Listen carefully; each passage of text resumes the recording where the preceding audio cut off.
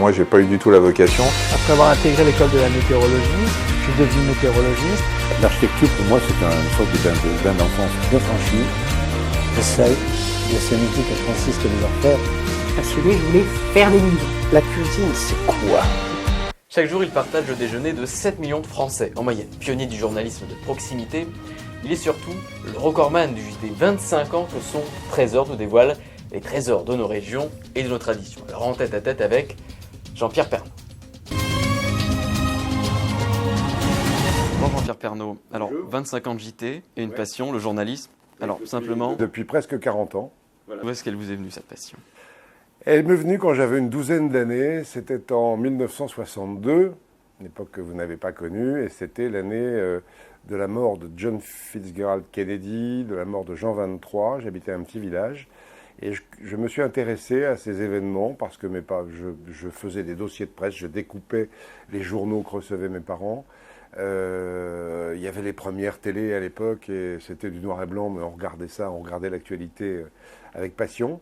Donc c'est l'envie de s'intéresser à ce qui se passe. Et dans le village où j'habitais, nous avions un groupe de jeunes dans un foyer rural qui avait, avec l'instituteur du village, décidé de faire un petit journal local, un village de 700 habitants. Et on faisait un journal sur l'actualité, la vie des gens, etc. Donc j'en ai été rédacteur en chef, j'avais 12 ans à peu près. Quand j'ai terminé mes études, mes parents n'avaient aucun rapport avec l'information et ce métier de journaliste. Mon père était ingénieur, ma mère était pharmacien. Petit village, aucun contact à Paris, aucun contact dans les médias. Et donc j'ai décidé de faire une école de journalisme, l'école de Lille. J'ai fait un stage au Courrier Picard à Amiens pendant l'école de journalisme. J'ai fait ensuite un stage par hasard à la station régionale de ce qui est aujourd'hui France 3. Et puis, de fil en aiguille, mon objectif n'était pas du tout de travailler à la télé. Mon objectif, c'était d'être journaliste, de raconter, de m'intéresser aux choses et de raconter ce qui se passait. À l'origine, vous êtes venu au Trésor pour un remplacement, juste. Alors non, au Trésor, c'est une autre histoire. Je suis arrivé à TF1 en 75, tout ça grâce à un stage que j'avais fait avant à France Inter, où j'avais travaillé avec un rédacteur en chef qui a été nommé rédacteur en chef de TF1 en 75 et qui a fait venir quelques anciens stagiaires, dont moi. Et en 1988, quand le TF1 a décidé de changer le présentateur du Trésor, je présentais à l'époque le journal du soir, où j'étais revenu après quelques années de reportage, et on m'a demandé pour quelques semaines de présenter le Trésor. Et 25 ans. Oui, parce que quand j'ai été là, j'ai essayé de mettre en place une formule qui était originale à l'époque, on m'a traité de fou, une formule basée sur la vie dans les régions, en créant un réseau de correspondants en région. Toutes les radios ont des correspondants. C'était le premier à la télévision à créer ce système de journalisme de proximité. Tout à fait.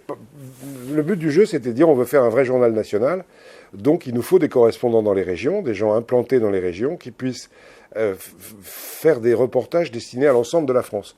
Et c'était un nouveau métier en matière de télé, parce qu'il y avait des journalistes de télé en région, mais qui travaillaient pour leur propre région, pour les journaux régionaux de France 3. Nous, on a créé des correspondants de TF1 à Marseille, à Lille, à Brest, à Quimper. On a 19 bureaux aujourd'hui dans presque toutes les régions. Et ces journalistes, quand ils font un reportage, c'est pour intéresser les gens des autres régions à une actualité. Donc c'est une manière d'écrire les sujets qui est totalement différente, que ce soit sur les préoccupations des Français, sur les retombées d'une actualité nationale quelque part en France, pas forcément à Paris. Donc tout ça, on a inventé ce réseau de correspondants, ce métier de correspondant de télévision en région. Et on a inventé ça il y a 25 ans. Nos concurrents ont mis une dizaine ou une quinzaine d'années avant de faire la même chose. Donc on a toujours cette petite avance sur les autres. Alors avec 7 millions de fidèles, en moyenne, votre JT est pourtant très critiqué, le journal des bonnes nouvelles, de la vieille France, justement, à cause peut-être de ses correspondants en région. C'est des critiques, ça c'est une rançon du succès. Comment est-ce que vous expliquez autant d'acharnement ? Non, il n'y a pas d'acharnement. Il y a des critiques, le plus souvent, qui viennent de journalistes parisiens, qui ne supportent pas qu'on aille faire de l'information ailleurs qu'à Paris. Ils se sont sentis dépossédés, comme si, en région, il ne se passait rien, comme si tout devait s'arrêter au boulevard périphérique, et qu'à l'extérieur, il fallait mettre un casque de brousse, prendre un 4x4 et mettre des bottes pour sortir du boulevard périphérique. Pour eux, c'était vraiment les bouseux, les régions. Non, la France, elle est immense, elle est riche en préoccupations, elle est riche en actualité, et on est les premiers. Vous parliez du journal des bonnes nouvelles, c'est pas le journal des bonnes nouvelles. Sur les 15 ou 20 premières minutes du journal, c'est l'actualité qui est liée à l'emploi. Mais au lieu d'aller interviewer un ministre qui va nous dire quelles mesures il va prendre pour l'emploi. Je préfère aller interviewer un ouvrier qui nous dit comment il ressent les difficultés. Et puis en fin de journal, dans la partie magazine du journal, alors que d'autres journaux télévisés préfèrent avoir des invités, généralement des chanteurs qui viennent à l'Olympia, des gens qui sortent un film à Paris, tout ce qui est l'actualité parisienne du spectacle, eux ils ont des invités. Nous on a décidé délibérément il y a 25 ans d'arrêter ça, ne plus avoir d'invités dans le journal de 13 heures et remplacer cette partie magazine du journal sur les 10 dernières minutes par des reportages sur les traditions, les cultures et la richesse du patrimoine de ce pays. Et c'est ça qui fait, dans les courbes d'audience, puisqu'on regarde les courbes, c'est des courbes, c'est la plus forte audience de tous les journaux télévisés européens, c'est dans cette partie magazine. Donc les critiques me préoccupent assez peu. Alors 2 questions d'école. Déjà, quelle qualité, selon vous, doit avoir un journaliste ? Curieux. Il faut être curieux. Il faut être curieux et raconter les choses telles qu'on les voit. Il y a différentes sortes de journalisme. Il y a des gens qui font du journalisme militant, c'est-à-dire qui adhèrent à un parti et qui après vont essayer de démontrer pourquoi ils ont raison ou ils sont persuadés d'avoir raison. C'est du journalisme aussi, mais du journalisme militant, tout aussi respectable que du journalisme d'investigation. Le journaliste qui va faire une enquête, fouiller sur tel ou tel problème. Et puis il y a le journaliste comme moi, ou comme tous les journalistes de TF1, qui essaient de rendre compte d'une actualité, de rendre compte des choses positives ou négatives de la vie des gens. Donc il faut être curieux, regarder et chercher aussi. C'est aussi de l'investigation tous les jours. Quand on nous annonce une information, notre boulot c'est de la vérifier. C'est d'abord de juger si elle est intéressante. C'est un métier de choix. Il y a des dizaines de milliers d'informations tout le temps. Le bal des pompiers au coin de la rue, c'est une information. Le fait que la petite boutique à côté de chez vous vient de fermer, c'est une information. En quoi est-ce que cette information est exemplaire ? En quoi est-ce que cette information va intéresser les autres ? Personne. On a un bassin de téléspectateurs de 66 millions. Voilà, on essaie d'intéresser un maximum de Français. Et puis on pense aussi aux pays limitrophes qui sont francophones. Mais notre boulot, c'est de faire des choix. Et à TF1, j'ai cette chance inouïe. Quand on est présentateur d'un journal à TF1, on en est aussi le patron. C'est-à-dire, c'est moi qui fais les choix avec une petite équipe, mais j'ai le dernier mot quand il y a litige. Alors on a vu les qualités. Alors il y a beaucoup d'écoles pour devenir journaliste, Sciences Po, l'École de Lille. Il y en a une que vous conseilleriez particulièrement ?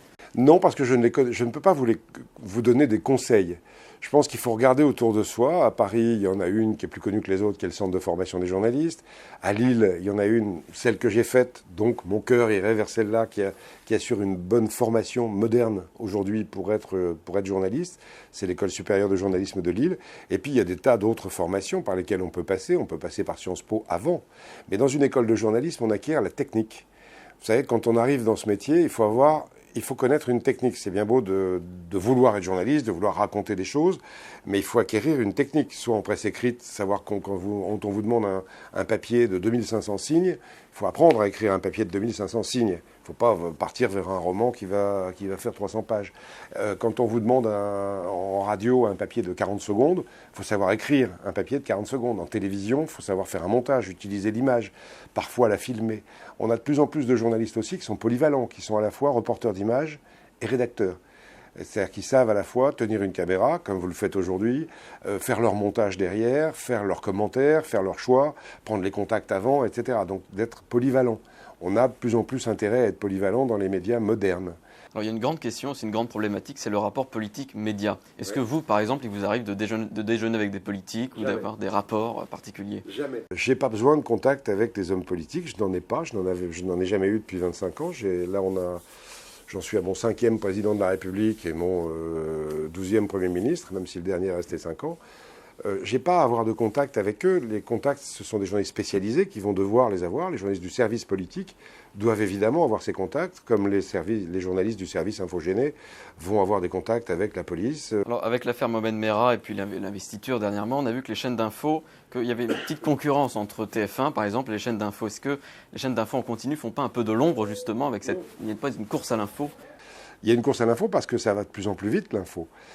Les chaînes d'infos continues, c'est comme les chaînes d'infos continues à la radio.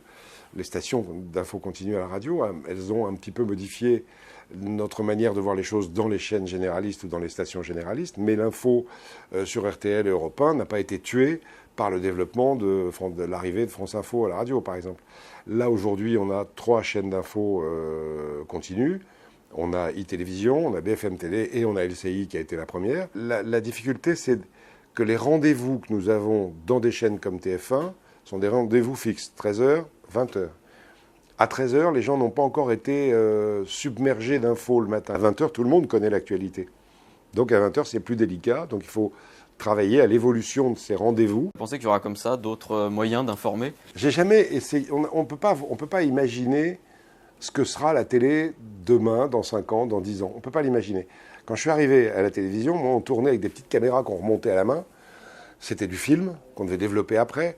Il fallait envoyer ça par avion et puis après, il fallait dans un laboratoire de développement pour avoir une image. On n'imaginait pas que quelques années après, on serait en couleur. On n'imaginait pas que quelques années après, la pellicule aurait disparu et qu'on serait passé à la vidéo, avec des cassettes qu'on s'envoyait encore. Et on n'imaginait pas après que, quelques années après, toutes les images qu'on envoie s'envoient par fichier informatique et que tout ça va de plus en plus vite, qu'on peut être en direct dans le monde à tout moment, n'importe où. On n'imaginait pas, il n'y a pas longtemps, il y a 20 ans, on n'imaginait pas l'arrivée du téléphone portable. Et donc, pour avoir, quand un envoyé spécial partait sur une guerre, il partait, et puis on avait de ses nouvelles 8 jours, 10 jours après. Maintenant, on est en contact permanent avec lui, grâce au téléphone portable et grâce aux réseaux sociaux parfois. Vous tweetez, par exemple, comme beaucoup de vos confrères. Oui, je tweete. Oui, je tweete un petit peu. Un petit peu. C'est bien Twitter, ça m'a permis d'avoir les résultats des élections présidentielles à 15h30, comme tout le monde. Et donc, voilà. Alors justement, Twitter, piège à Matignon, c'est votre pièce de théâtre, des rumeurs sur un Premier ministre, on est vraiment dedans en ce moment. Elle a beaucoup de succès, elle a été prolongée, on va en parler un petit peu, elle a été prolongée jusqu'à fin juin, elle a démarré en février. Ça, par rapport à au thème de votre interview, j'ai envie de dire que ça montre aussi qu'un journaliste, ça doit être très sérieux dans son boulot, mais qu'il faut pour autant pas se prendre la tête. C'est-à-dire qu'il faut savoir de temps en temps s'amuser en dehors. C'est-à-dire faire d'autres choses. Alors il y en a qui vont faire du sport, j'en fais aussi, je fais du sport automobile. Donc ne pas être complètement noyé dans l'actualité en permanence, sinon on ne tient pas si longtemps. Avec ma femme, on s'est mis au théâtre il y a 2 ans, on a écrit cette pièce. On s'est amusé à écrire une pièce de théâtre sur Internet, détruisant la vie d'un homme politique. Voilà, un truc, une image tronquée sur Internet, et hop, ça part, et on ne peut pas l'arrêter. Bon. Et on n'imaginait pas que l'actualité allait être celle qui a été celle de l'an dernier avec l'affaire DSK et d'autres. Et on est pile poil au cœur de l'actualité. Et on s'en amuse sur scène et on s'amuse beaucoup. Une petite indiscrétion pour finir, vous n'avez pas de prompteur? Non, j'ai pas de prompteur parce que ça aussi, c'est un outil que tous les journalistes... C'est un outil très ancien, c'est un outil qui a été créé il y a 60 ans. Et je pense, moi, que la manière de parler depuis 60 ans a évolué. Moi, j'ai décidé, il y a 25 ans, en arrivant au 13h, de supprimer le prompteur parce que le 13h est un journal qui doit s'improviser, qui doit se vivre. C'est plus vivant. Merci beaucoup Jean-Pierre Pernaut, direct dans 2h30 maintenant. Oui, ben voilà. Tous les jours, je suis un petit peu tranquille entre 10h et 11h. Et puis après, vers 11h, je commence à dicter des textes à une dactylo. Et puis, quand le journal commence, pour moi, mon travail est fini.